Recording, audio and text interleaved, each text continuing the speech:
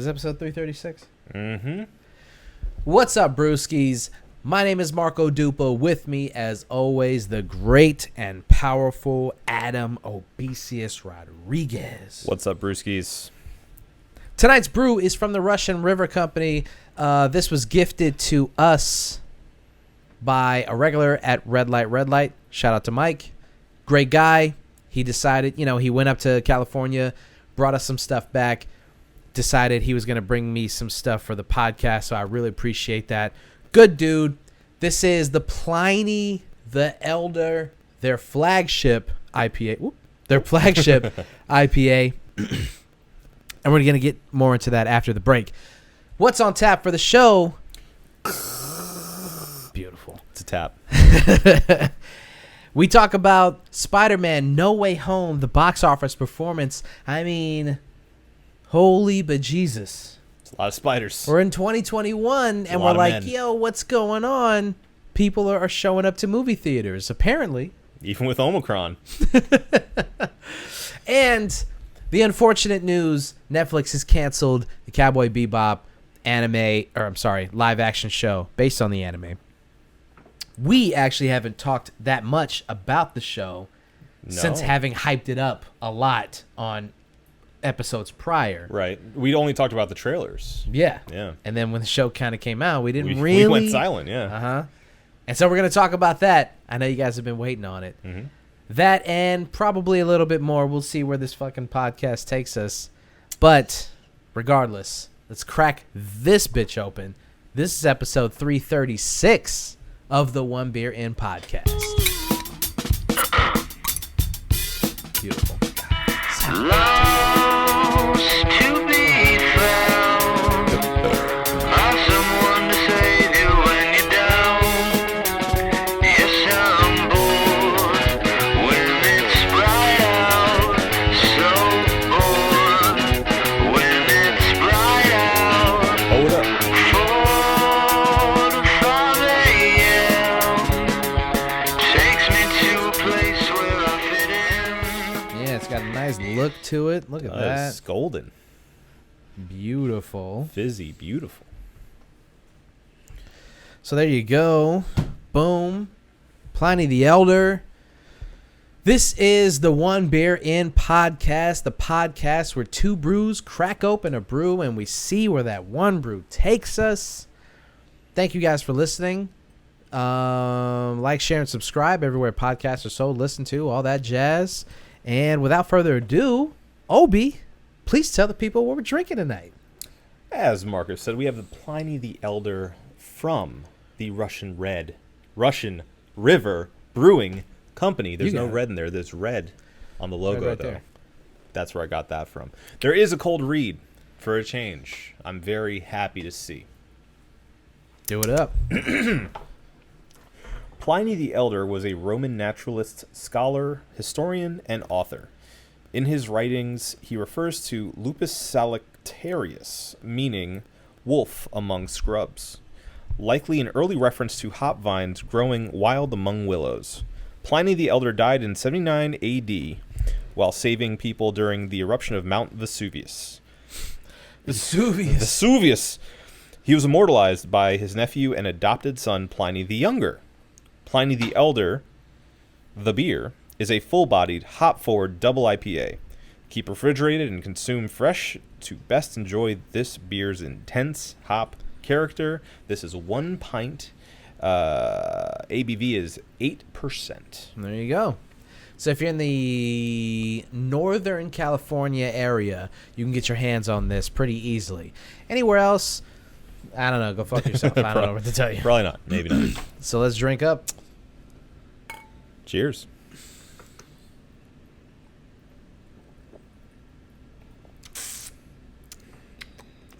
Ooh, That's good. daddy-like. Mm-hmm.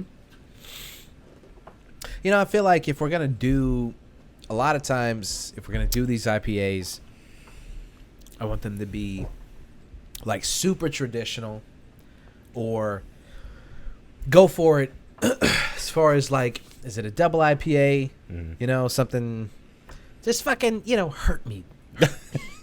I want to feel something. It's been a hard couple of years. Yeah. Yeah. Done with the hops. You're done with the hops. You're done with the hops. Well, I mean, I'm okay. Let me not say that because that's a very definitive statement. Sure. Let me not say just done. A lot of beer with a lot of hops. Right. Yeah. Not saying I'm completely done with the hops. I'm saying like, I'm good. Unless it's like you've something. had your fill for now. Yeah, unless it's something super interesting. Yeah. Or different. Or a specialty like this one here. Yeah. Yeah. Exactly. Yeah. So let's get to the end of this bitch, and you guys can hear the full review of the Pliny the Elder. Pliny the Elder. Pliny the Elder. I feel like we've been doing that accent, but It's according to that, it's it's not that accent at all. It's not English. No. I mean, I guess technically IPAs are inherently English. Well, yeah. I mean, that's the whole British, technically. That's the whole point. Yeah. Yeah. Is that they crossed over the ocean? We know.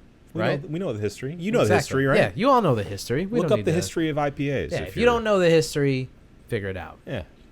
Interesting story. But yeah, I've been Colonialism. Yeah, basically. I've been doing that accent, and it has nothing to do with that. It sounds good though. Pliny doesn't sound. Pliny sounds like an English name. It sounds like an English nickname. To be fair, I feel like if they were to make Pliny the Elder and Younger's movie, it would be done by British people. Absolutely. So anytime there's like ancient Romans, they're all British. Anytime it's anything ancient, they're British. It's true. Yeah. Even if default, they're a bunch of Egyptians, they're British. It's true. Yeah. Hollywood does not give a fuck. No. Speaking of Hollywood, Oh, wow.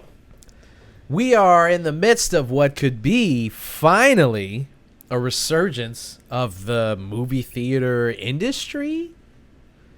Just going back to movie theaters, or maybe it's Could just the one movie. Who knows? Yeah. Spider-Man, Far From Home.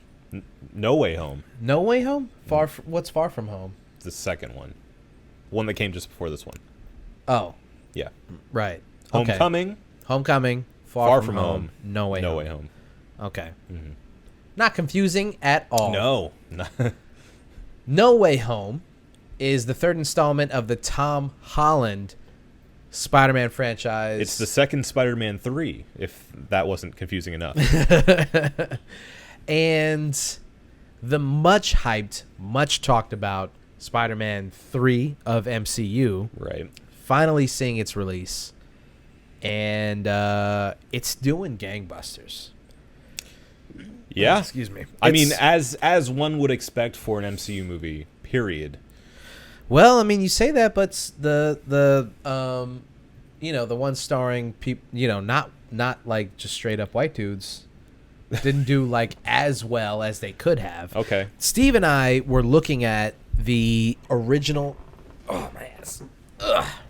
We were looking at the original slate of Phase 4 movies that were supposed to come out. Yeah.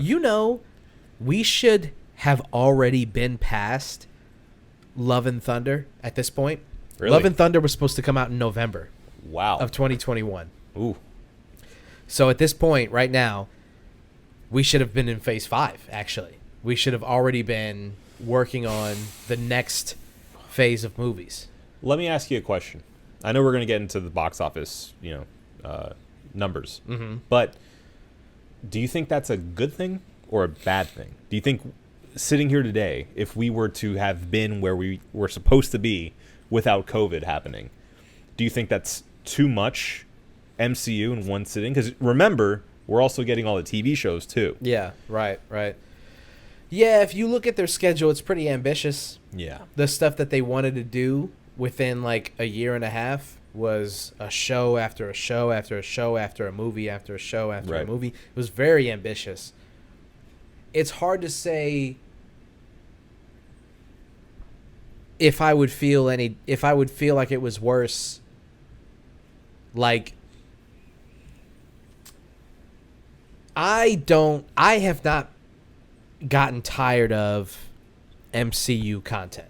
Mm-hmm. I know that a lot of people have. I know that a lot of people are like, it's just the same movie over and over and over again. I get that.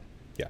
Me personally, have not gotten tired of it because I've kind of accepted that until they show us that there's a reason to care about the consequences of this universe, that there aren't going to be very many solid consequences. Sure. And it's just a thrill ride. I have the ability to, once I have accepted that that's what this is, I have the ability to go, all right, I'm good with that. Yeah. And I know that there are some moviegoers who don't or refuse to just accept it is what it is. Yeah. Well, we buy Call of Duty every year too. Exactly. So, Exactly. I think that's exactly what it is, though. It's like and the same thing with Fast and Furious. You know, it's like that was the franchise I had in my head. it's comfort food. It's something enjoyable, exciting, but also very familiar and kind of paint by numbers a lot of the times. I mean, it's not innovative. It's not. These movies aren't going to win any Academy Awards. There are flourishes of interesting concepts and styles and, different things like that within a lot of these movies. But as a product, like, they're not really, breaking any barriers here within filmmaking. Right. Which is fine. That's okay. Yeah. I feel like a lot of people. I mean, I'm a film guy, air quotes, but he's a film guy. I mean, I think, I don't know, if you can't enjoy a blockbuster kind of feel good crowd pleaser every once in a while, at very least, like, check your pulse, buddy. Yeah. People are really, really angry about this kind of stuff. I used to be really uptight about it too when I was younger, but I mean, we talked about this before. My fight has left my body. Yeah, because in what those is years, the point? There's no point other than a superiority complex in which you go, yeah, no, I didn't see the latest Marvel movie. I instead saw the that little indie that was sweeping Sundance. No problem with that either. Which, by the way, you can watch both of those movies. You can do both. You can do both. Nobody's stopping you from watching both. So, I mean, to answer your question, would it be better had they been able to pull that off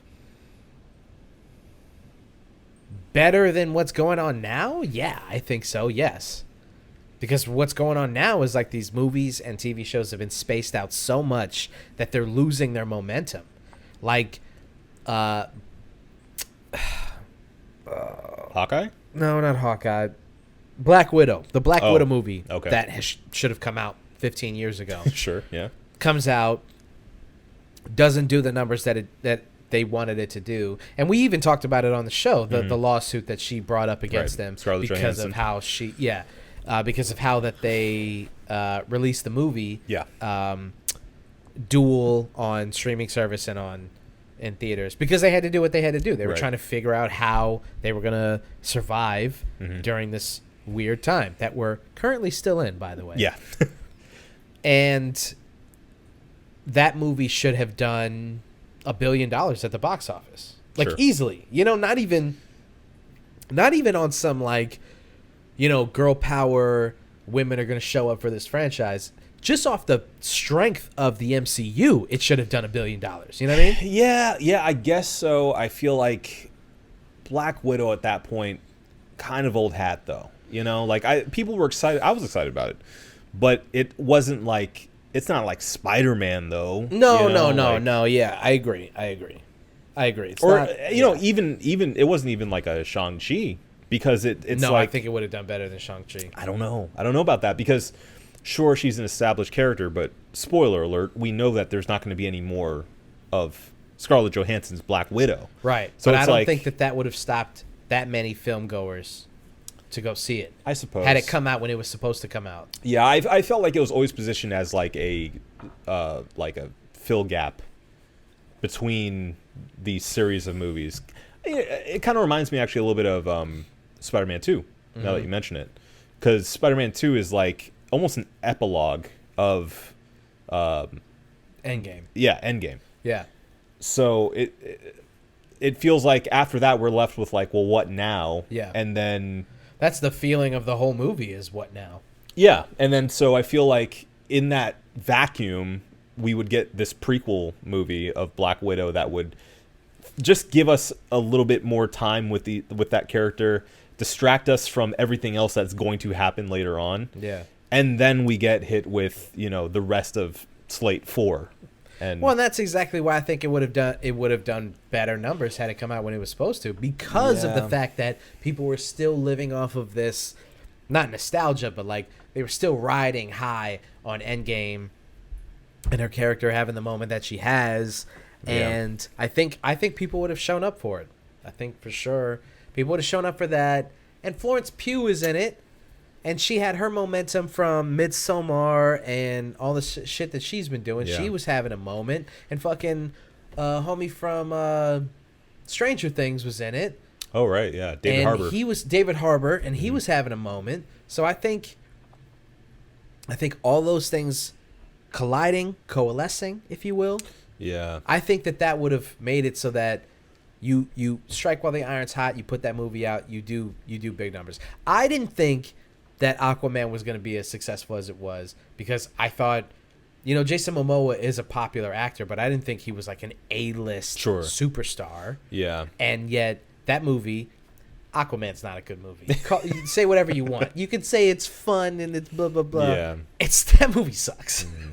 It's not a good movie. I know you like it. And I like it too. Let me just say that I do like it. Yeah. But it's not good. We're using different scales though when we're talking about Aquaman, in comparison to the DC universe.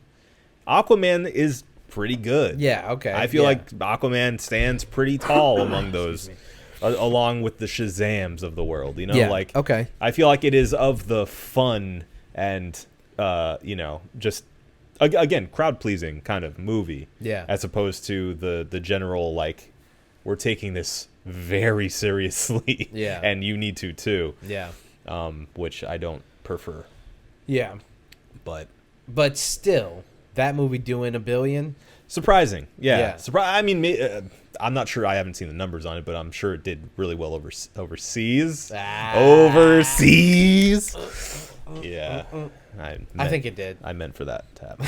Yeah. I think it did well overseas. Yeah, I mean, it seems to be that, like, very simplistic stories with really expensive graphics tend to do pretty well overseas. Yeah. It translates well.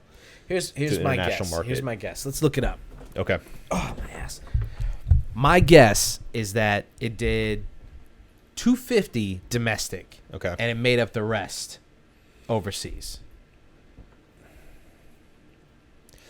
Yeah, I'm gonna stick with that. I'm gonna stick with 250, and then 750 overseas, I don't really want to argue with that because that sounds pretty solid. or to me. 650 rather, right? 650. I don't do math.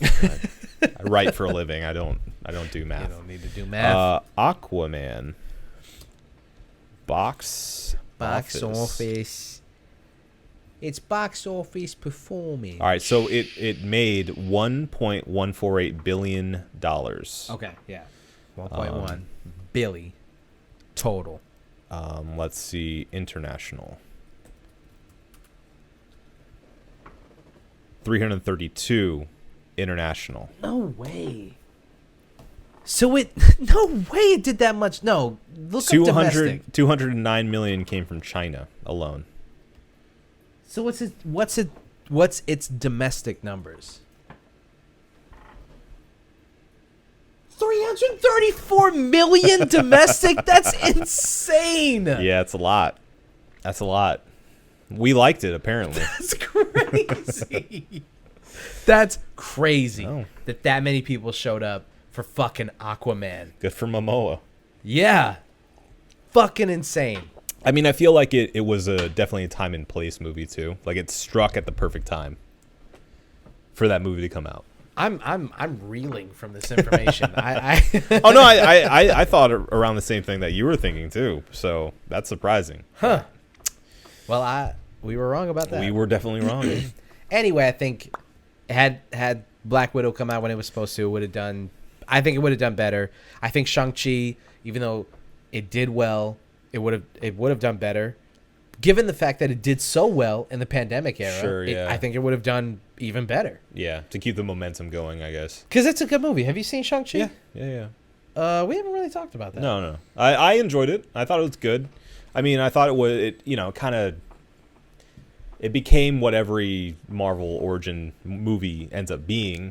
But that being said, I liked it. I thought it was good. I liked a lot of the fight scenes and stuff. I thought it relied a little too much on CG, most of which didn't look very good in my opinion.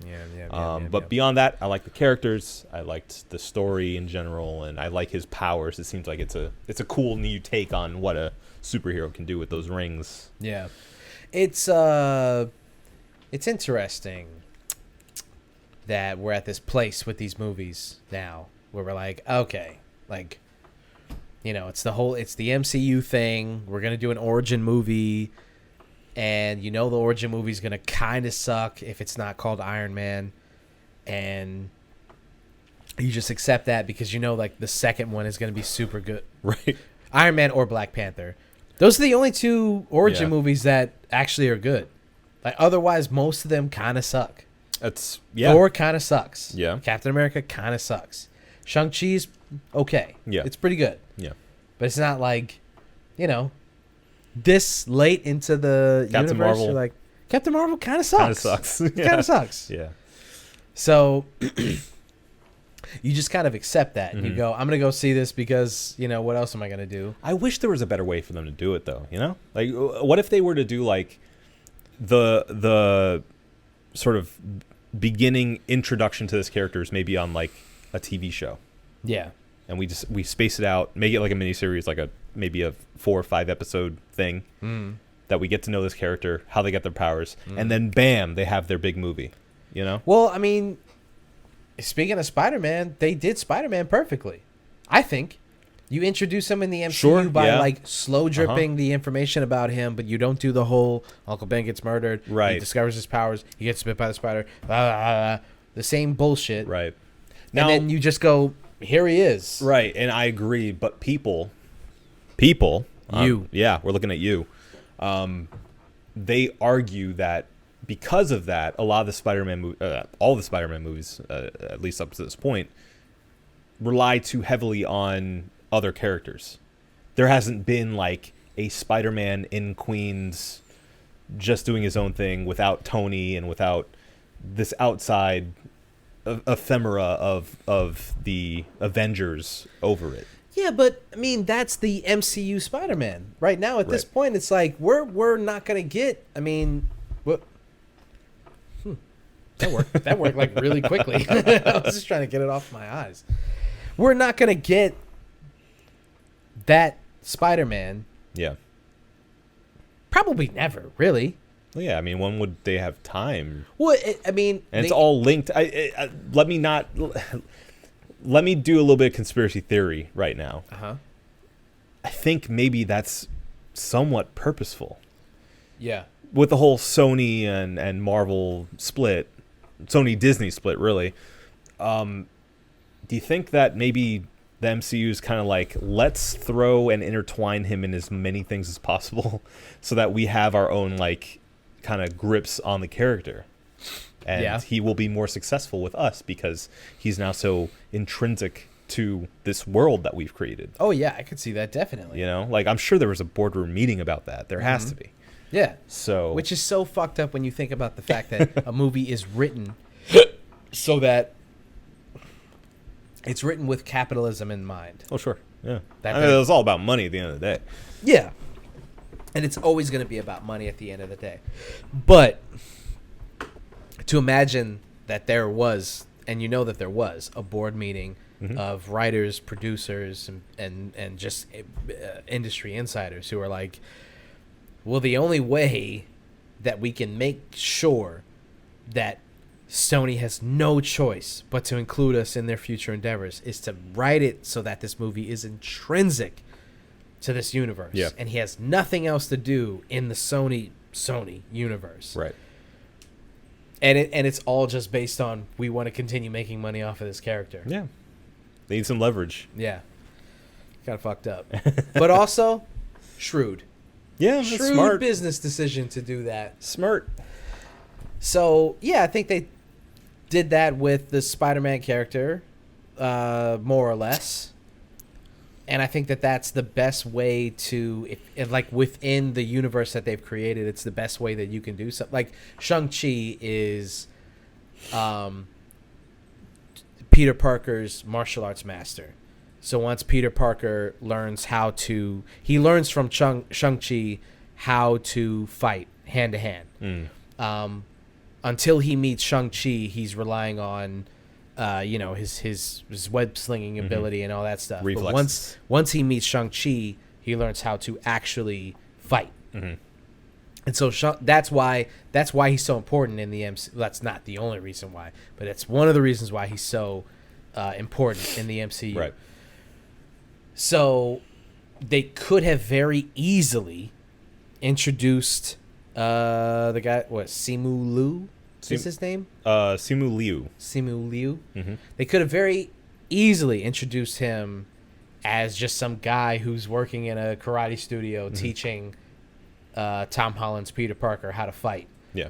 And comic book nerds would have been like, fucking, what the fuck? Shang-Chi is like teaching him in a karate studio, blah, Right. blah, blah. And that would have been a cool thing. Instead, they were like, we're going to capitalize on this whole, Asian revolution in Hollywood. Right. And we're gonna make a whole movie based around this character, which is good. It's a good thing that they did that, and I appreciate that they did that, and it's awesome.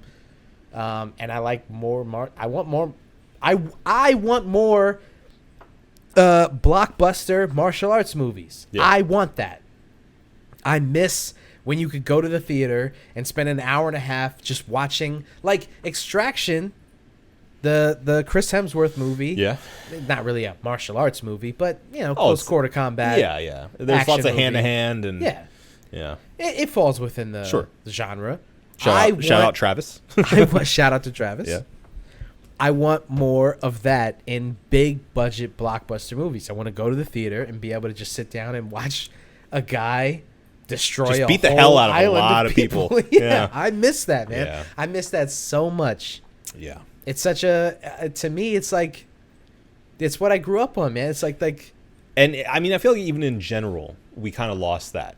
yeah. Up until like The Raid came out, I feel like that was one of those revolutionary, like, oh, we can make like a modern action movie with guns and stuff that you need for a blockbuster and make it really rip ass, you know? Just make it awesome. Just make it fucking dude, Kinetic just running through action. And it's great.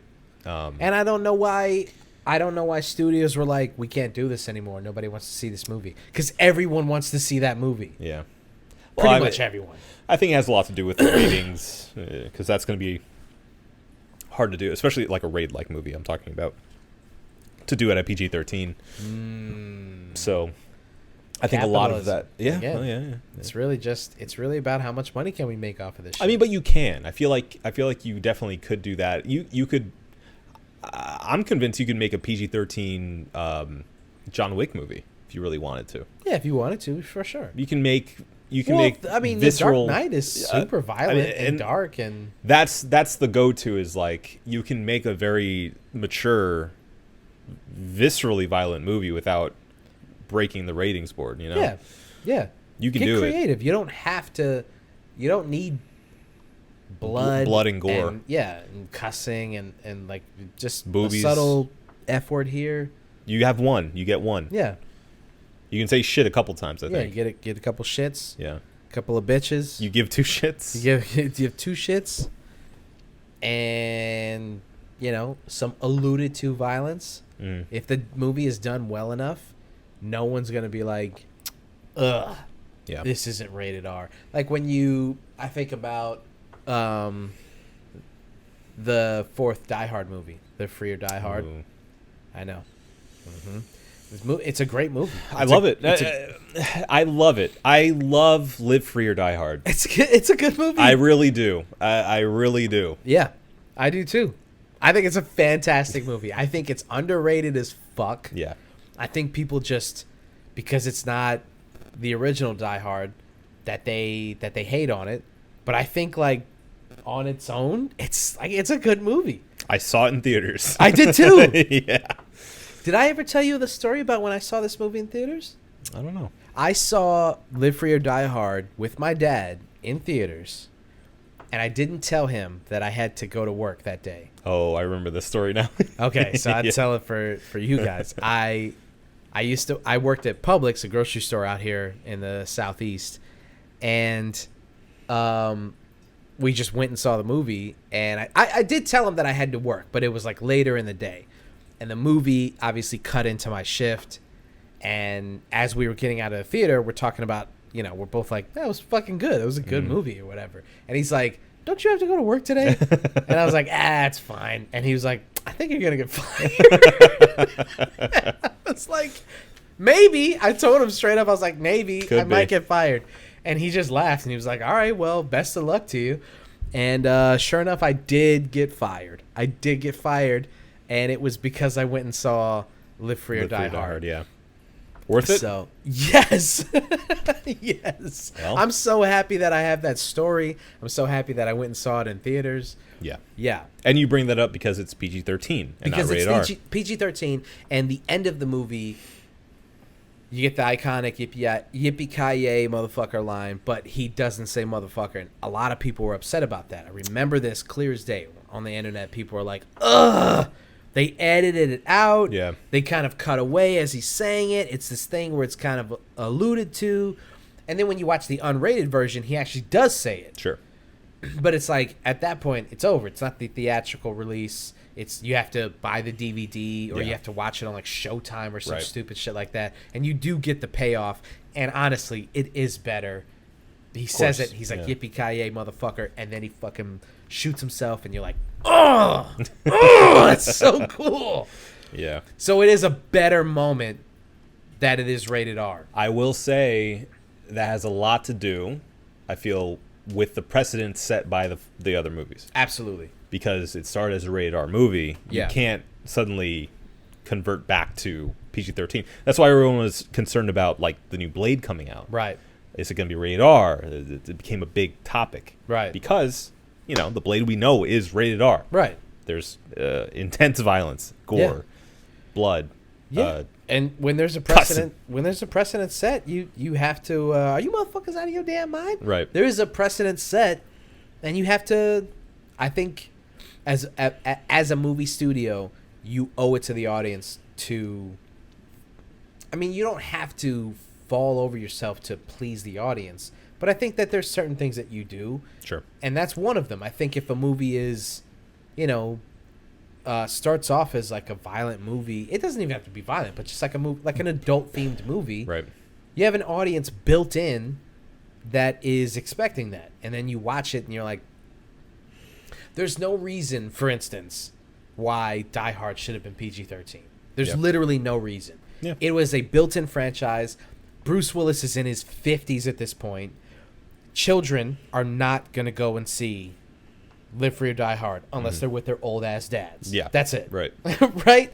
Pretty much, yeah. So what's the point of making it PG-13? Did you think that you were going to do $500 million at the box office? What was the point? I guarantee there was a boardroom, as there always is. Always.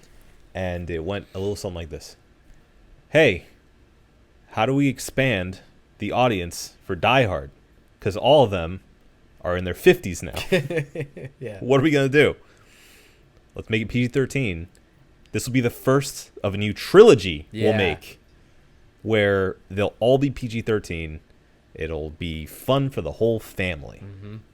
And look at how that turned out. I'm sure the idea was floated to have Mary Elizabeth Winstead like carry the franchise. Yeah. I'm sure that idea was probably floated.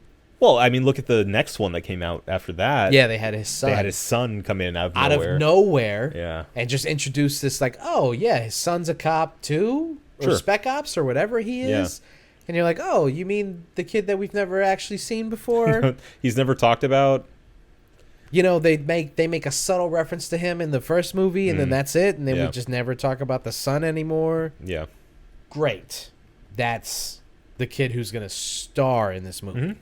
Yeah. And he's now a kid in his what looks like 30s. Sure. Okay, fine. He looks the same age as Bruce Willis did in the first Die Hard. Yeah, and it's always upsetting when they do that. It's the same thing with the third Mummy movie.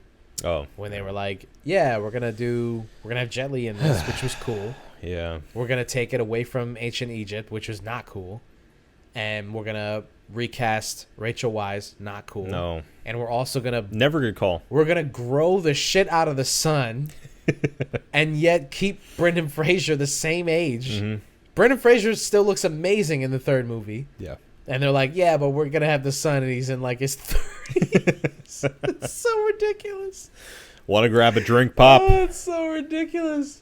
And he loses the English accent, and I don't know. Anyway, how do we? I don't even. I don't know. I just want to say I hated the kid in part 2. I know you really. I don't like really don't kid, like man. that. I don't look. There are two things that I feel are absolute travesties of part 2. We're talking about the Mummy now. The child. The child. And I want to see the baby. those goddamn monkey mummies that look like dog shit. Those are the two things that keep me from going back to that movie. Oh man, that's so funny. They look awful. They do look terrible. They're like pygmies. Yes. That's like their whole thing. Is they're like it's like this pygmy village of murderous little people. But they're not even like maybe I'm not thinking about this or remembering this correctly, but are they not like 1 foot tall? Yeah. They're like this. They're just little like Yeah, no, it doesn't make any sense because so the thing is, the premise of the movie is like they're a bunch of monsters, right? And they've woken up from the dead and they're like zombies or whatever. Yeah. But at some point they were alive. Right. So to be mummified, you need to have been alive Right. at one point. So are you telling me that there was a time wherein there were people who were 1 foot tall, and it's just is it a bunch of children, or is it a bunch of like grown adults who were only 1 to 2 feet tall, and there was no defense against them? All you could do is run. Yeah. I don't know. That was a weird moment in the movie for Yeah. sure. It was very strange because the other thing is it's in the like second to last act of the movie. Yeah. And other than all it does is serve to kill off a bunch of B tier characters. Sure. Yeah. After they're done and dead, you still get whatever movie you were still going to get, right? Right. Yeah. So you could theoretically take that whole scene out and just have Brendan Fraser running in the desert trying to beat the literal sands of time and get his son to that pyramid, right? Yeah. If you set that, let's say I'm thinking Here about we it. go. Strap in, folks. Let's say you take that whole forest scene out, right? And you have this sweeping camera scene where he's running in the desert against the literal sands of time, right? Sure, yeah. The sun is going down and it's moving the way it does when he's about to hit the pyramid, right? But he's running against like the oceans of sand in the desert. Right. You don't need this big set piece, this big CGI set piece where you have like these terrible pygmy characters. You don't even need that. You take that whole part out, right? And you just have Imhotep's dudes versus O'Connell's dudes, the Egyptian guys who are supposed to protect the whatever. You just have those dudes fighting as he's running to get to the pyramid. You just take the whole pygmy part out. You don't even need them. Yeah. All that was like comedic relief at that point. I guess I didn't find it funny. I didn't like it at all. I didn't find it That funny. and the terrible looking blimp or whatever. Yeah, that blimp looked like shit. Awful. Yeah. Awful. Yeah. Awful. All right. You gotta poke holes into Mummy Returns. I don't like it. It's a different podcast. I don't like it. Anyway, as we were getting to at the beginning of this topic, Spider-Man, No Way Home, Yeah. set to smash the box office. Estimates are that it's going to make $150 million. It's crazy. 2021. That's insane. Yes. Sony is estimating more of 130, but others are saying it could make as much as 175. This is all coming from Variety. Yeah. So I mean, yeah. What does that say? What does that say about, you know, or does it say anything about our comfort level in going back to the theater, or is this just the magic of Spider-Man as an IP? You know what, man? As sad as it is, I don't think it says anything about our comfort level. I think that people at this point have decided what is and what isn't worth their time, their energy, and their safety. Yeah. I've seen it at my job. I've seen it at the shows that I've gone to. I've seen it. I mean, I've personally done it. Right. We're past the point of what is safe and what isn't. Mm-hmm. We are now in an era of what's worth the risk. Weighing and risks. What isn't. Yeah. Yeah. So there's a lot of people who are like, none of it's worth it. And I'm going to be a shut-in until this whole thing is over. Right. There's a lot of people who are like, fuck this. I can't be in the house anymore. I'm just going to live my life the way that I want to live it and deal with the consequences. And then there's another sect of people who are saying, I don't care about anything. I'm going to act like this isn't even happening at all. Let's just go. And I think there's like that in-between of people who are like, I'm going to be safe, but if it seems a little weird, I'm not going to go. Mm-hmm. And I think that's where I'd say like 60 to 70% of people in this country fall into, which is like, Yeah. Is there a lot of people there? I don't know. Yeah. It's the most logical stance, really. It's kind of that middle ground that we all kind of, I guess, gravitate towards. Yeah. Because, yeah, I mean, I feel like that's kind of where I'm at. I have to take a little extra precaution because, you know, I'm autoimmune. Yeah. But that being said, you know, I still do the calculations in my head and go, well, I think it's safe enough. Yeah. Because what else can you really do at this point, you know? Yeah. You can't, I mean, you can, but can you really live just staying in your house all the time? Yeah, I mean, yeah, you can. You can. At this point, with, you know, delivery services and sure. I mean, you can. You literally can. You but literally can. I don't but you think shouldn't. it's not mentally healthy a thing for you to do.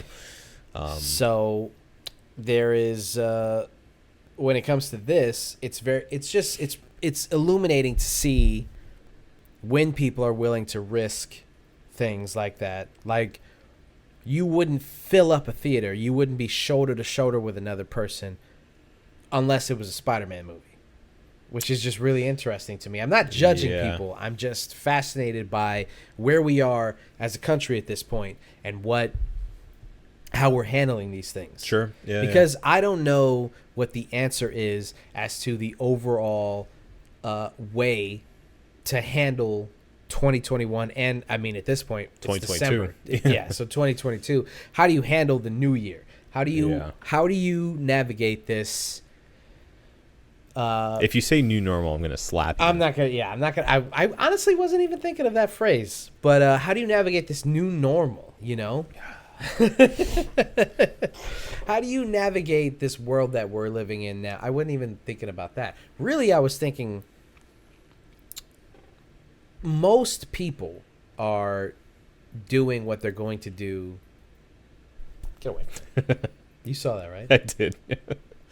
Most people are doing what they're going to do. Yeah. And they're not letting...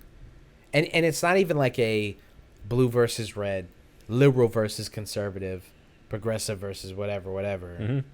It's just people are tired of the restrictions. They're tired of living the way that they're asked to asked to live. And to me, it feels like, I don't want to go too political with this. It feels like the government is not, it feels like they've gotten to a point where they're comfortable with where we are right now. It feels like we have gotten really stagnant with how, like, it feels like we haven't progressed past mid 2020. Yeah. Where we were like, oh, this works for now. Mm-hmm. Like right now, it feels like we could be innovating. We could be doing different things. We could be living a relatively normal life had most businesses and federal entities continued to progress and continued to look at how we are supposed to normalize life. It Right. feels like a lot of these entities have gotten comfortable. Like when you go, Florida, for instance, is really hard to judge because you go to one business and everyone's wearing masks. Right. And you can't even get in without a mask. Yeah. And then you go to another business and they're like, if you wear a mask in here, we will shoot you in the face. Right. So Florida's hard to judge. And you know they have guns. They definitely Yeah. here. But there are other places that are like New York, for instance, is a place where you can't get into most buildings, most things, restaurants, clubs, and whatnot, Yeah. without a vaccine Card. Yeah. right? So you've got two states in one country where they're like, one place is like, this, we're gonna handle this completely different. Yeah. And so I'm really disappointed in this country, and I'm disappointed in the government. Just in general. Just in general. Yeah. Blanket But statement. Yeah. I'm just disappointed that like we've gotten to a point where everyone's just going, it's just a free for all. We're just like, I'm gonna handle this the way that I'm gonna handle it. And Yeah. we'll see what shakes out. Well, I mean, that's kind of the USA, baby. Like, Yeah. it's kind of up. A lot of it's up to individual states. Yeah. That's kind of how things are set up. So, especially in Florida, we've seen a lot of pushback from our governor versus the current president. Yeah. And that just leads to confusion, frankly, as to what you should be listening to and what you should be doing. Yeah. And that's why you see in Florida in particular, one business will, follow these guidelines while the other business will follow these guidelines. And it's like, okay, well, if we're not all on the same page, then what are we doing here? Right. Because it's not going to work, Right. But I don't know. I mean, I agree, but I feel like there is some personal responsibility at the root of why things haven't progressed. Everyone who is anti-vax, everyone who's anti-mask, people downplaying it, all of those things, regardless of how you feel about the virus itself, have only prolonged this process. Yeah. Yeah. And definitely. I mean, there's certain things that are out of our control. Like Omicron started overseas, and it's headed over here. It's already here. Yeah, not headed. Right. It's already here, but I'm saying like the surge is coming because we see that happening in the UK. And the UK is a really good, kind of forecast for how things are going to end up here. And it's surging currently in the UK back to, numbers that were pretty close to where they were back in the day. So there's some things we can't control about this, but there are things that we can. And I Yeah. feel like the resistance against masking, the resistance against vaccines, especially in Florida in particular, I think that's only led to things being harder down the line. And then this sort of counterintuitive thought of like, well, it's not working anyway. Clearly, look at it. Yeah. Yeah. You don't try that hard to make it work, and then you go, see, it's not working. It's just like, I don't know if you've ever had a partner like this, but it's like if you ask your partner, let's say you're living in with your partner, right? And you say, hey, do you mind taking out the garbage every once in a while? And they go, fine, I'll do it. You go, great. They take it out one time, and the garbage bag rips and everything goes on the floor. And they go, look, I'm not good at this. right. You need to do this. Right. It's the same thing. Right. Like it's the same idea. Like you're not trying. Right. You're acting like you're doing your best. You're really not. Yeah. And that's why this isn't working out. At least partially. Yeah. There's some act of God in this as well. But, I think for the maybe not. Maybe let me backtrack on that a little bit. Not for the most part, but a great deal of this has to do with people not being personally responsible Yeah. and being safe and doing what they can, not chipping into the greater good. The greater good. Yes, I will agree that is definitely a part of it. But I think that we have for too long been left to our own devices. Yeah. And I think the Democrats and I think Joe Biden, they're just so afraid of being accused of communism or socialism. I mean, they already are, given what they're doing. But that's what I'm saying. It's like anything that they do, you're going to get accused of this hot button issue of Sure. being a communist or a socialist or what have you, Or a Nazi, or apparently. a Nazi. Yeah, Yeah. you're gonna get confused. You're gonna get accused of that Right. by your detractors. Sure. Did that stop the right from doing what they were doing? No. No, they didn't give a fuck. Yeah. So why are we so sensitive to these identity bullshit where it's like, oh, God forbid, someone who was never ever going to support anything that you put on the books in the first place has a disparaging remark to say about you. God forbid. Yeah. Fuck them. Do what you're supposed to. Anyway, I don't want to get too political. Okay. Okay. As we've gotten political. Uh-huh. I'm just saying it is amazing that we are where we are right now. Yeah. It's just amazing. Let's end this specific topic with this. I think both sides have shit the bed on this one. Yeah. I feel like there is equal blame, maybe not equal, but plenty of I blame. wouldn't say equal, but yeah. Plenty of blame, Plenty I of will blame. say, to share amongst both of our two-party system that has been failing us for years. Let's continue. Yeah. So it's going to be interesting to see this movie do the money that it's going to do. Wow! What do you think of the latest Spider-Man? Oh, man. We've spent almost an hour on just Spider-Man. Okay, let's get off Spider-Man. Let's talk very quickly. Let's do a quick wrap up on Cowboy Bebop.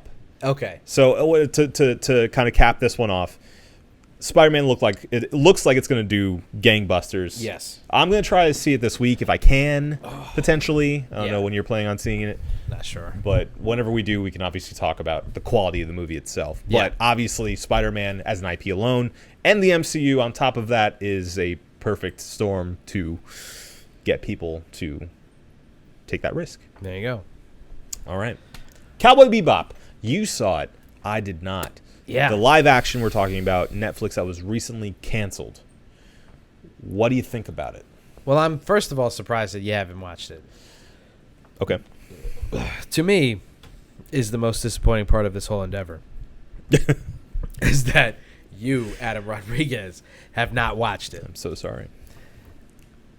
I am okay. So it's been canceled by Netflix after only one season, and this came as a surprise to some, not a surprise to others. If you were kind of paying attention to how Netflix does these things, Sure, yeah. They're ruthless. yeah, they really are. They really are. And I read something about how they have this metric, and I don't know how much truth there is to this, so don't quote me on this, but someone was saying that they work at Netflix or they worked at Netflix, and one of the metrics that they go by is literally like, do you start the show? Do you hang in? Do you watch a majority of the show? If you don't, that's considered a failure. Mm-hmm. So they are strictly in the business of binging. They put a thing out. If you don't consume it in a weekend, it's a failure to them. Again, I don't know how much truth there is to that, Yeah. because Netflix is very, very tight-lipped Sure. on their analytics. And intrinsically, they have all of the data they could possibly ever want about every user and their viewing tendencies. Right. So, I mean, they can base it off any metric whatsoever. I actually, back in the day, I heard that what helped a show is if you add it to your list, that was like a point up. Oh, So interesting. from that point on, anytime I was even interested in a show, I would add it to my list Yeah. just to try to be like, keep this around. I want to see what this is about. Right. I don't know how true that is either, though, because, you know, Because they don't give us any yeah, information. so there's a secret sauce behind They it. shouldn't be allowed to just not dole that information Not out. say, and apparently they're just as bad with creators too. Like they are still secretive with, like, even stand-up comedians I've heard on podcasts saying like, yeah, I don't know what my numbers are right now or like Yeah. how it's doing, They but just don't tell them. They're just yeah, like, it's we're going to good. pay you X amount of dollars to do this, and Yeah. then whatever happens. We'll But see if you get you back for another one or That's crazy. yeah. So the show comes out. It gets bombarded by, the nerds jump in and before they even see the show, they look at the cast and they're like, nope, that's not my Faye. Sure. That's not my Spike. Sure. That black dude is definitely not my Jet. Which is... Well, no, I you know what? Let me reverse that stance. I bet there was a lot of people who were like, that's the only thing that worked for them was like, yeah, Jet's a black guy. I did see that response a lot. Like, they nailed Jet. He did a really good job. He sounds just like the guy. He sounds just like him. It's crazy. Yeah. I had to Google if he was the voice actor because I know the voice actor is black, and I had to Google it. I was like, "Is he? This just sounds too close." He's doing a really good impression, so he's fantastic. The show itself, This is the show you wanted me to see. This is the show that it's not that I want you to see the show, okay? It's that I need you to see the show. Okay. I need you to understand the frustration. I need you to feel the way that I do, or feel however you want, but it'd be preferable if you felt the way that I do. It is a show that, now this is just my opinion, and I know there's some pushback on this. And so take this for what it is. This is not fact. This is not the definitive statement on the show because Adam obviously hasn't even watched the show. But to me, it feels like a bunch of producers got in there, too many cooks and it feels like a bunch of people didn't really understand what made or what makes Cowboy Bebop so good in the first place. And so there's a lot of choices that are made where you just go... This is just this ain't my Bebop. Right. And for me personally, it was hard to separate the live action from the anime because a lot of it I was trying to watch and just go, okay, they're making choices because they're trying to create a TV show that's going to last like 5 or 6 seasons. So you got to space some stuff out. Sure. You got to do some weird shit. You got to flesh out some characters and whatnot. So the whole time I was trying to keep that in mind, but they just made so many choices that you're just like, you don't get it. You don't get it. Yeah. You don't get why this show's so good. You don't get it. I don't know. It just felt like a lot of people that just didn't understand the show. They didn't understand what made it so good. It felt like they got the cool, quote unquote, factor of the show, and then that was it. Right. Service level. Yes. Yeah. Very service level. Right. No matter how much they tried to flesh out characters that didn't get a lot of backstory, it really felt like, they're just a lot of stereotypical characters. Like for some reason they give Jet this weird, now he has a kid backstory where he's like, my kid, I gotta make it to her birthday, and you're like, what? What? He's a bounty hunter and like he's got to make it to his kid's birthday. Yeah. But he hasn't seen the kid in like 10 years. The kid doesn't even know who he is really. It's like stereotypical divorcee story where he's like, I got to do right by my kid, and the wife is this put upon wife or ex-wife, and now she's fucking some other guy who is like a good dude comparatively, and like you're supposed to hate him but you can't really because it's like, yeah, he's taking care of the family or whatever. Yeah. Spike's whole thing with Julia and Vicious is like almost immediately introduced, and you're like, oh well, in the TV show it's like the very end. Yeah, you get glimpses of what that whole thing is, but with this they're just like, yep, that's his whole thing. I heard that they unnecessarily fleshed out the Julia character and storyline. Don't even get me started on Julia. Okay. I'm sorry, Steve. I hated the Julia character. I hated the Vicious character. And honestly, I hated Faye. They all were fleshed out unnecessarily, and the way that they do it makes me I'm trying so hard to be optimistic about the show, because here's what I'll say. If you watched it without the context of the original anime in mind, you get a fun show. Okay. You do. It's fun. It's a Western. It's a sci-fi movie. You get John Cho and a bunch of people in it, and they're all doing their job. And it's a enjoyable experience. I watched it with Paris. She didn't have the context of the anime in mind, so she enjoyed it. And I can see why she enjoyed it. I enjoyed aspects of the show, but when you have the anime in mind and you're watching the choices that they make, you're just like, why did they do that? Why? They just could have stuck with the fucking thing and it would have been amazing. So I mean, it sounds like every live action anime adaptation. Pretty much. Yeah, pretty much. Yeah. So that brings us to the fact that Netflix canceled it after only one season. Very early. Very early. It didn't come out that long ago. It just came out. Yeah. What, like 2 months ago? I mean, I don't even know if it was 2 months. And they were like, nope, we're not even going to waste our time, energy, or money on a second season of this show. And I would like to say, ironically, given everything that I've just said, it deserved a season 2.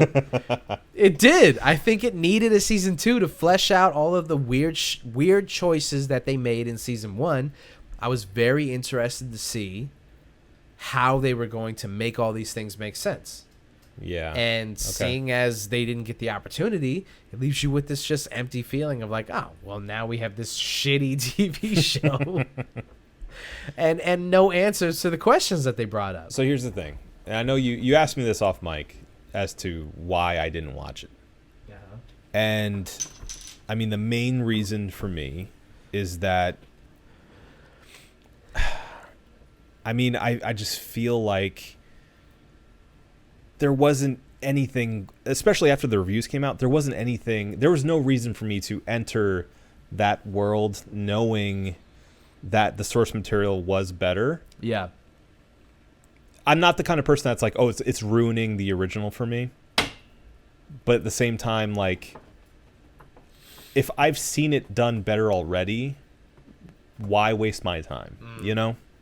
And I've gotten to that ripe old age where I'm a voracious consumer of content, as you know. Yeah.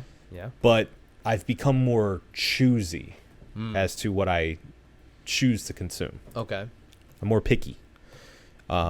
Because, we have finite time on this planet, and I'd rather spend my time doing something that I enjoy. Yeah. Or consuming something I enjoy, or could enjoy, or is at very least interesting. And I mean, everything that I heard about, everything that I have read about, all the reviews I've seen, and most of the opinions shared with me are that there's really no reason to go into this if, you enjoyed the anime. So I don't know. I mean, I'm curious. I'm now curious. But with everything you said, even though you just said that you think it deserves a second season, if they couldn't get it right in the amount of hours they had in that first season, they don't deserve a second season. Yeah. They just don't. It's like a game that, like, everyone says, oh, the first 8 hours kind of suck, but, after that, it's awesome. Yeah. If you don't get me in the first 8 hours, you don't deserve my time. I'm sorry. Right. I'm gonna keep playing this game after 8 hours I've spent with you. Right. No. Yeah. No. You have the time allotted to you. You have to make the most of it. If you don't, then I'm sorry, you get canceled. Yeah, I mean, it's hard to balance that because there's the idea that you have to cater to, the fact that we're living in this society where it's like, I have, even on your own platform, I have millions of choices. All I have to do is press one button and I can move on to the next show. Yeah. So you have to cater to that while simultaneously creating a thing that isn't a piece of art that works on its own, that, like, you're asking a lot of people when you say to them, like, give me a chance, just give me a couple hours and I can flesh this out, but you got to give me a little bit of time. And most people are going to be like, look, I'm not going to give you that. Yeah. Like, it's just, and you watch like a show like The Witcher, for instance. that didn't need a full season to grab you. No, it's good. Yeah. First episode, it's good. Mm-hmm. Henry Cavill is good. Right. The action's great. It looks amazing. He looks fantastic. He's great as Geralt. It just works. Yeah. Right? Mm-hmm. You don't need 2-3 seasons to figure this out. Right. Just because you think it could be better in season 2 doesn't mean it deserved a season 2 is what I'm trying to say. I agree with that. I can't argue with that because you're right. Watching it, I can't imagine ever rewatching.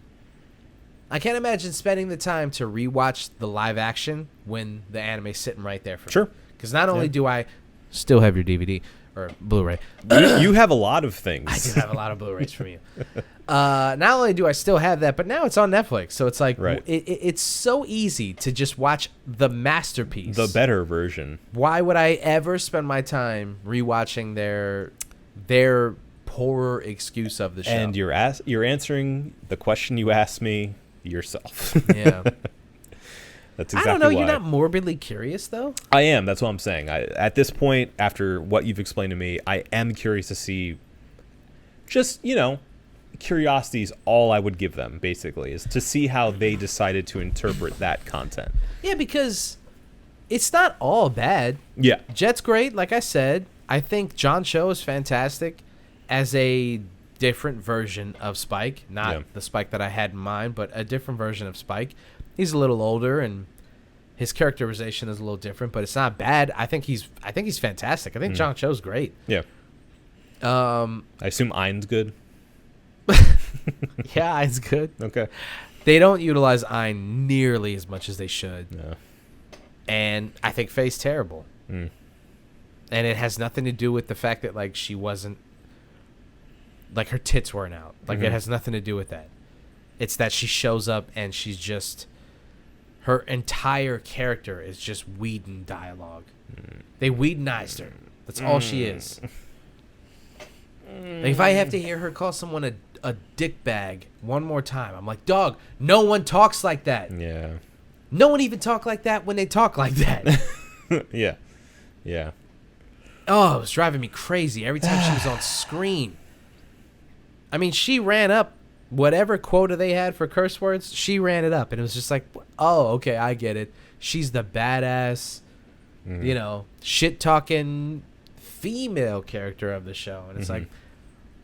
That makes her quirky. Yeah, it just didn't need to be that way. Her original character was just... It just works so much better. Yeah. Yeah. You can have attitude without just cursing. Yeah. Yeah. Calling people dick bags. Yeah, that's true. That's true. But, I mean, I'm just interested in the fact that, like, obviously I've sent my piece on it, but shows like that get canceled all the time. Sure. And sometimes it's not, like, Altered Carbon is a show that I'm going to harp on until the day that I die, because I think it's a fantastic show and got canceled after 2 seasons because I guess no one watched it. I don't know. Yeah. Or it just cost too much. Or it just cost too much to make. Yeah, maybe because, like, they had some, like, big name actors in it, and it looked amazing, and it probably just was hard to produce. But why does a show like that get canceled? Why does these shows have a very short leash? Yeah. It's just I don't know. It's frustrating to see. It's frustrating. Like, if you, like, Steve, he liked the show. He liked Cowboy Bebop, and for him. Did he watch the anime? Oh yeah, he's big anime. I mean, he has the not the Bebop, but Spike ship tatted on his arm. Oh yeah, I guess he does. Yeah. So, he's a big fan. He's the biggest fan, as big a fan as we are, probably more. And he liked the show. Thought that they made some interesting choices. Thought that they did some different stuff. Thought that it deserved to be fleshed out. So, for someone like him, for the show to just be canceled after 1 season, it's just like, it feels like a crime. It feels like a travesty. Yeah. And it's like, what do you chalk that up to? Do you chalk that up to just the bad reviews, or is it just these shows just don't have the time and the money to expend on a thing that's just not like just needs more work. Like if it's not out the gate successful, like Squid Game, for instance, Sure. comes out. We all know at this point the legendary story of how long it took to make the show and all that stuff, yada yada. How quickly did they fucking renew that show? Immediately. I mean, it was almost immediate. Yeah. You know, you could tell the second that show came out that season 2 was coming, right? Yeah. And it's just stuff like that where, first of all, you don't know, because I'm sure that they thought this. Stranger Things too, you know, like that's another that was thing. Where, almost immediate. Once that became a thing, really. Yeah, it became a pop culture phenomenon. Yeah. The Witcher is another one where, I mean, it's taken a really long time for the second season to come out, which is kind of strange. I think it's out now. No, it's coming out next week. I think December 22nd, if I'm not mistaken. I've seen reviews come up this week. I checked last night. Yeah. I know at least as far as tonight, it's not out yet. Okay. And, you know, is it just that it got bad reviews, or is it that, you know, the nerds kind of took over and was like, it's not my Bebop, so fuck that show? I think, I mean, at least for me, unfortunately, like I was saying, it was a mixture of kind of all of those things that led me not to even give it a try. Yeah. Which was, you know, my predisposition to not wanting to give content I think is going to inherently be bad a try. Yeah. Because of my choosiness.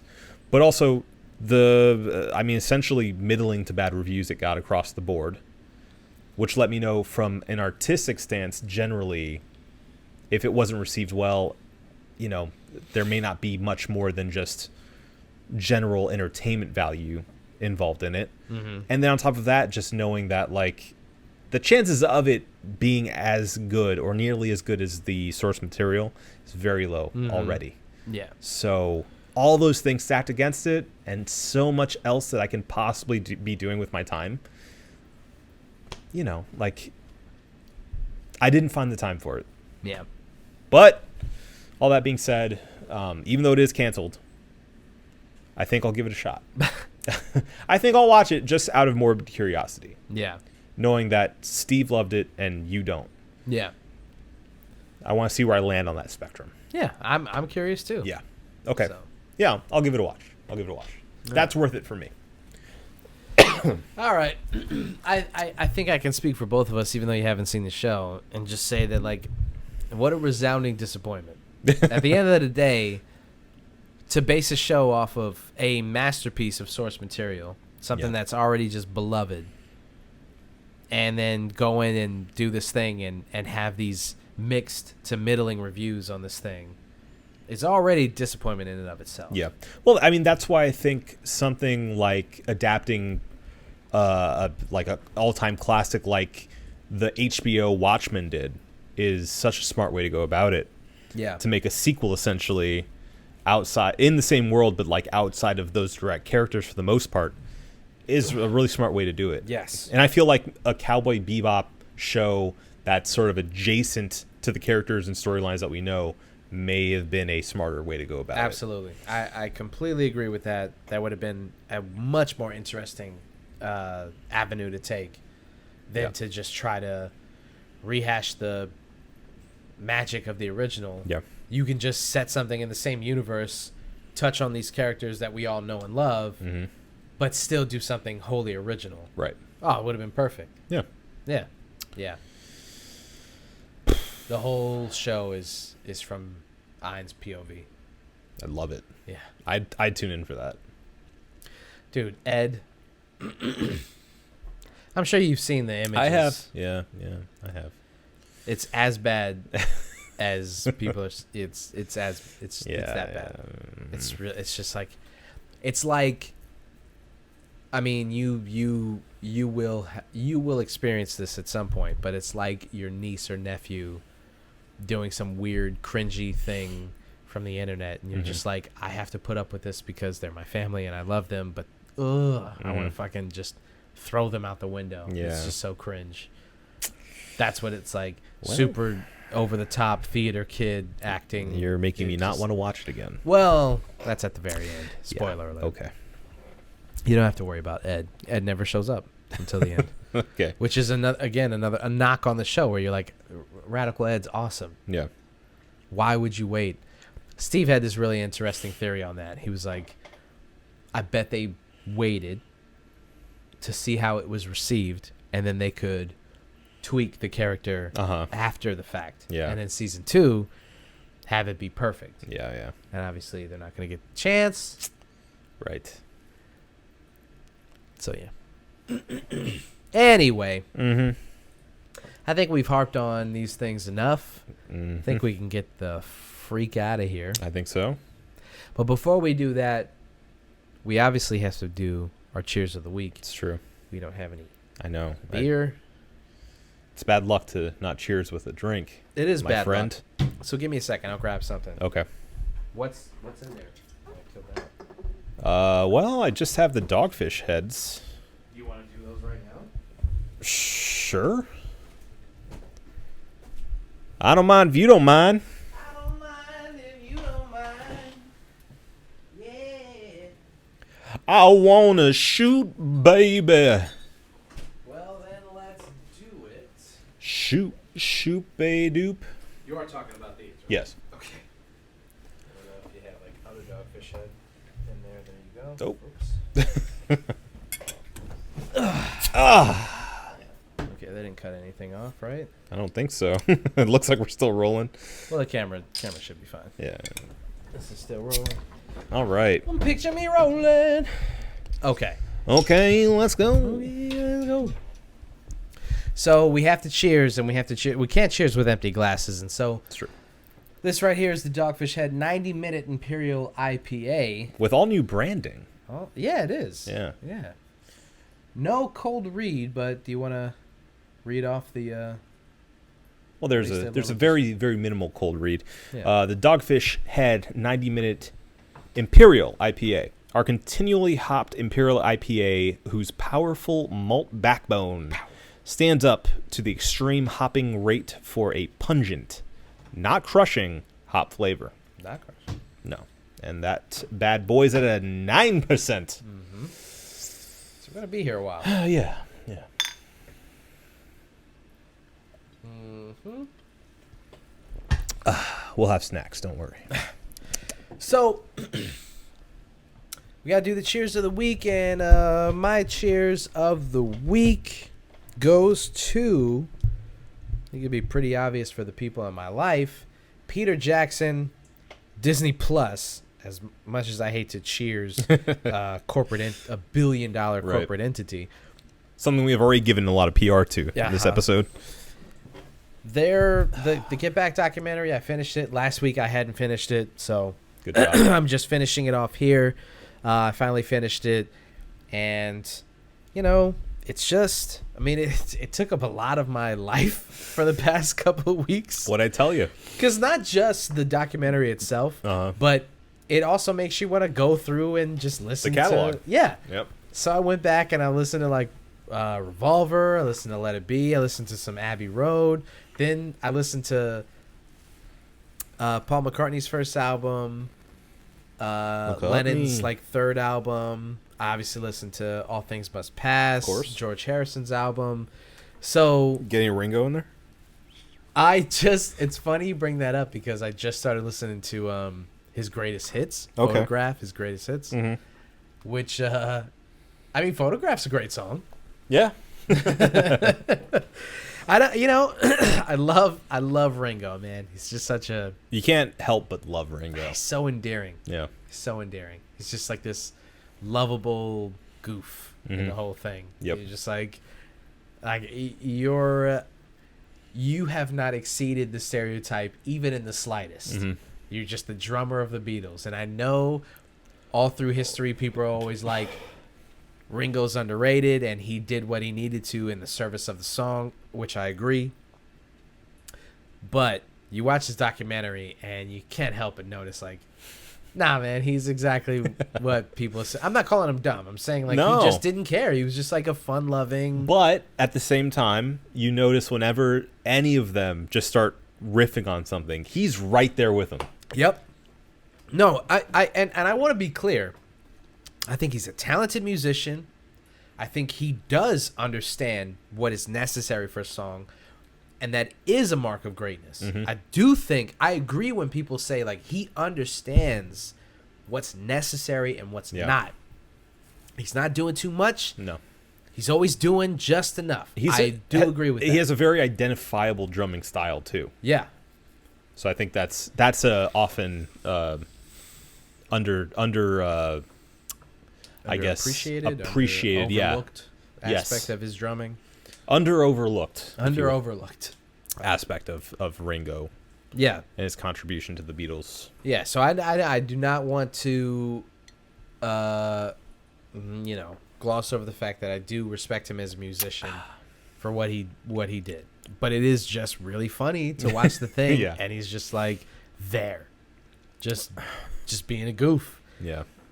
And he's just like, whatever you guys want to do, let's just get it done. I just want to do stuff. Can we just do it? Yeah. Can we just like, play? What's the point? Like, you're doing it. Okay, we're doing a song. And then he just rips into it. Yeah. There are zero like politics involved. There's not with him. No, there's no kind of drama. It's just nope. It just seems like It just seems like a pleasant, nice person. In fact, there is a moment where Paul McCartney's wife she wasn't his wife at the time, but she becomes his wife, Linda. She's like, Ringo's my favorite. She flat out just says Ringo's my favorite Beatle. He's the most pleasant.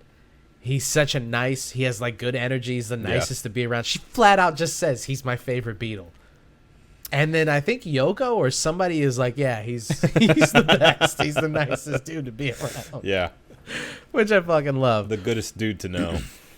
So my cheers goes to, Peter Jackson for being able to cut down 150 hours.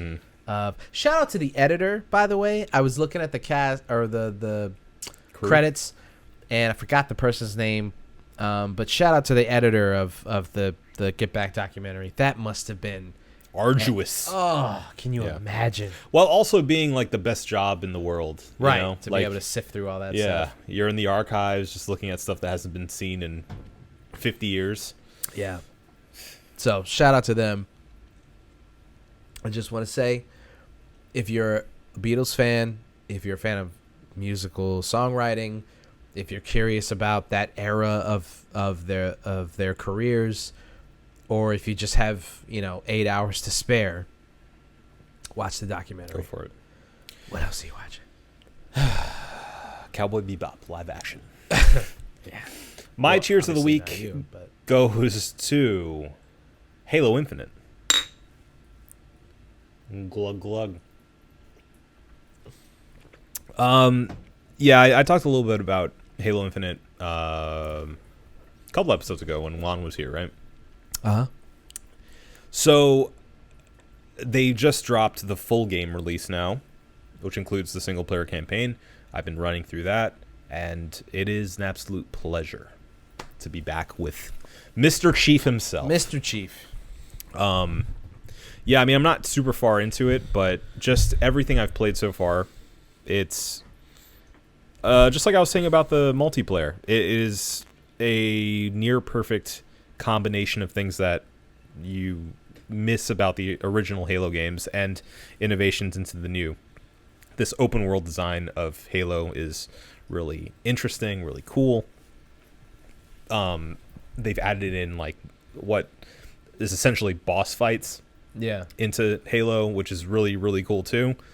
And yeah, I mean, I think they went above and beyond on this one, like campaign wise.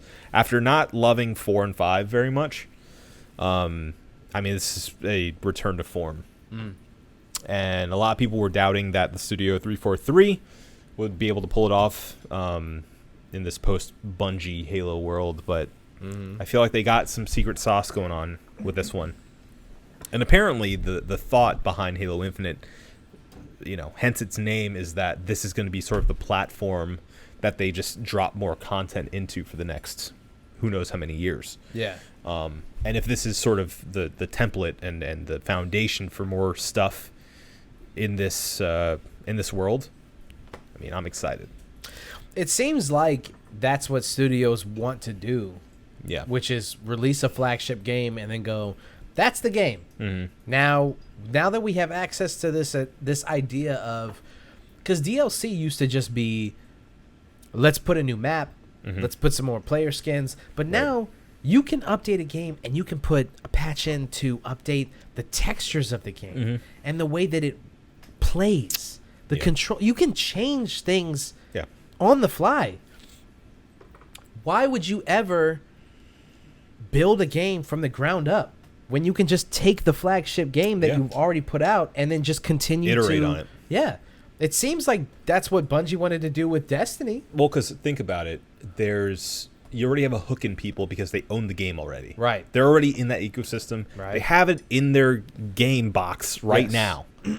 All they have to do is pony up $30 and they get to download this thing at home, and it's suddenly this expansion upon what they've already invested in. And if you slow drip that stuff, give things here and there, and you just space it out, you can make somebody spend hundreds of dollars. Sure. Because I know for me, I'm not going to give you $30 for DLC. Yeah. But if you're like, $5 for this, I'll be like, I got $5 right now. Mm-hmm. Boom. Yeah. $5 another month or so later. I don't know. I got $5. What's $4.99? Right. You know, I don't even think about it when I'm downloading video games on PlayStation Network. But in the sense of, like you were saying with Bungie and Destiny, if it's like a new era that you're downloading, Yes, for sure. you will pony up the $30. Yes. If it's going to be this entirely new adventure, essentially. But you have to advertise it that way. Yeah. You have to let people know, because people feel gypped when it's a $30 DLC, but we also know that you can't say gypped anymore. Huh? You can't say gypped anymore. Why? It's offensive to gypsies. Is it? It is. That's where it's from. For real? Yeah.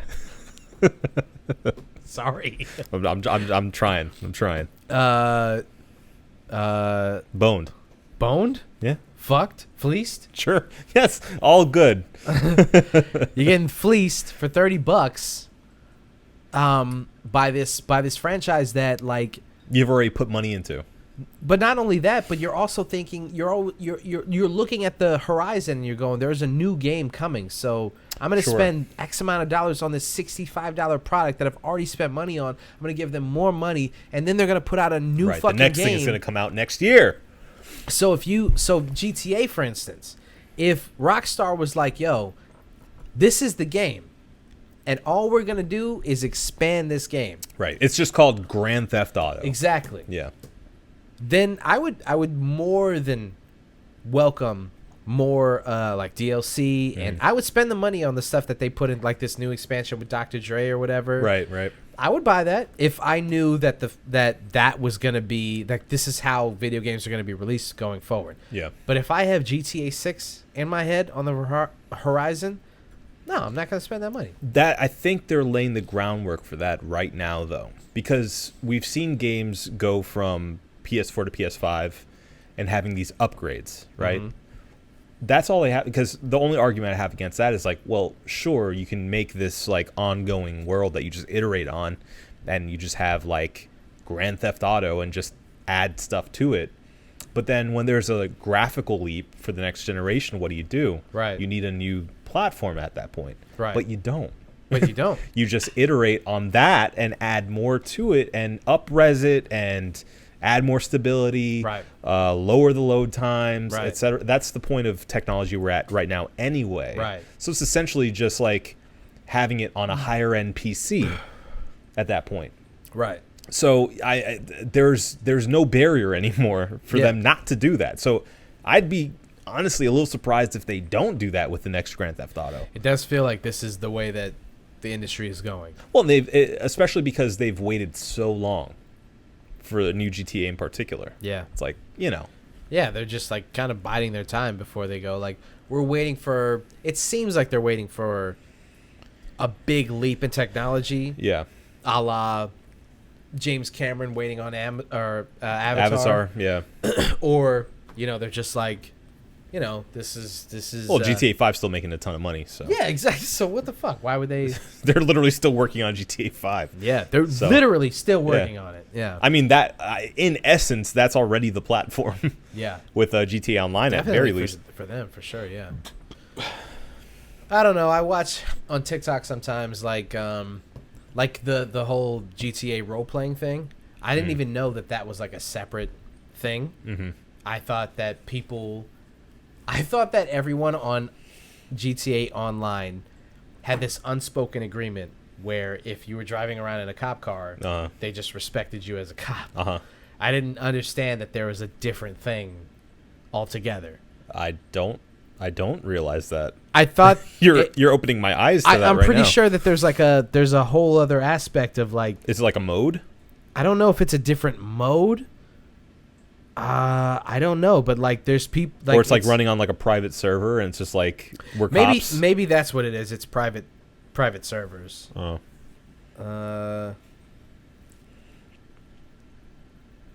Yeah, I think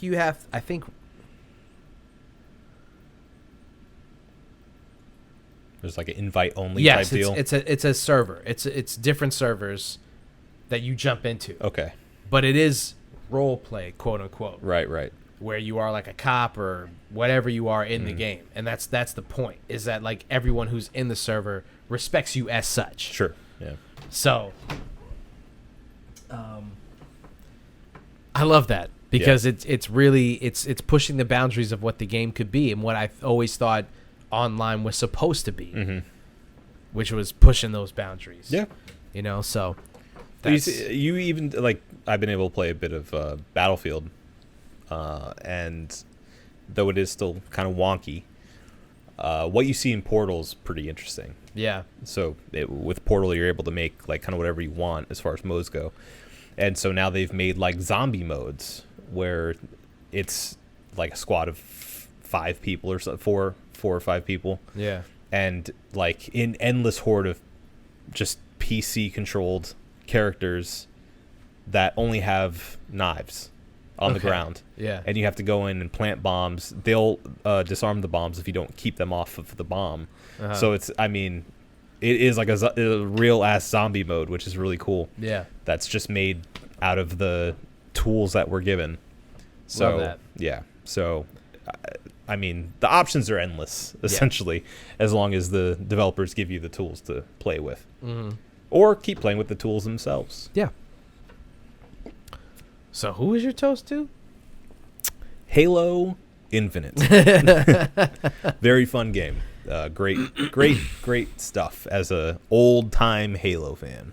Yeah. Yeah. Check it out. Well, there you go.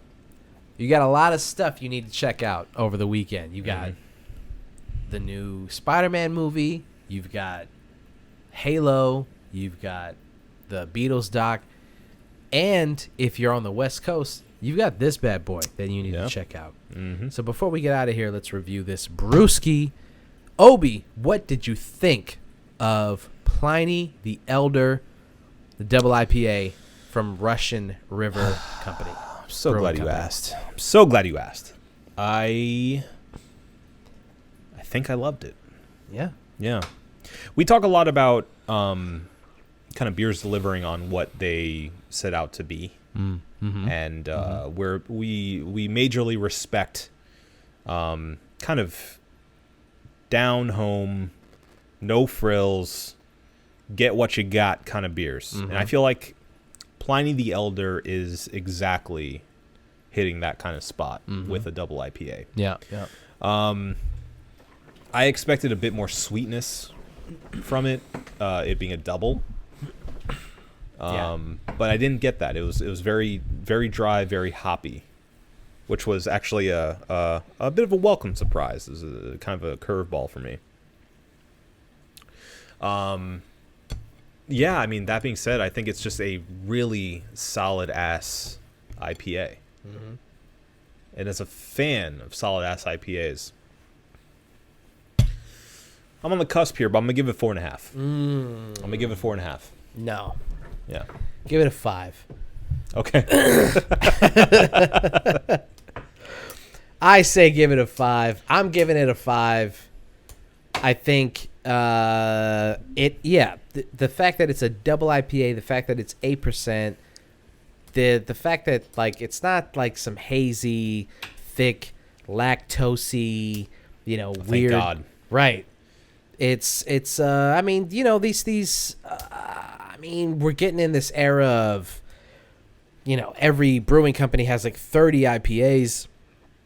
We've talked ad nauseum about the fact that the industry has gone in this IPA direction, and maybe they're starting to kind of move in a different direction, but I still think that the IPA is king when it comes to the casual consumer. And so it's easy for them to just kind of switch the formula up and do what people are expecting out of them. And instead, this one is a little more traditional, a little cleaner. Yeah. Still hoppy, still carved up, but not like just, here's the hops. This is just hop forward and that's the beer. Yeah. It's good. It's really good. Very. It sucks that it's not here. If I was gonna get an IPA at this point and it's not called Highlight, I'd probably grab this. Definitely if I saw this out, I would be like, sure. What the fuck? Yeah. And grab that. So I'm gonna give it a 5. You've convinced me. It will be a 5 for me too, but I will explain it is for all those reasons. Because you're right about it, not kind of sinking to the depths of hazy hell that we can be in sometimes. But also, I mean, just classic label making right here. It looks so pretty. It's so simple. You gotta respect that. You have to respect it. You have and to. If you don't remember, this is part of the review process. It is. It has to look good. It is.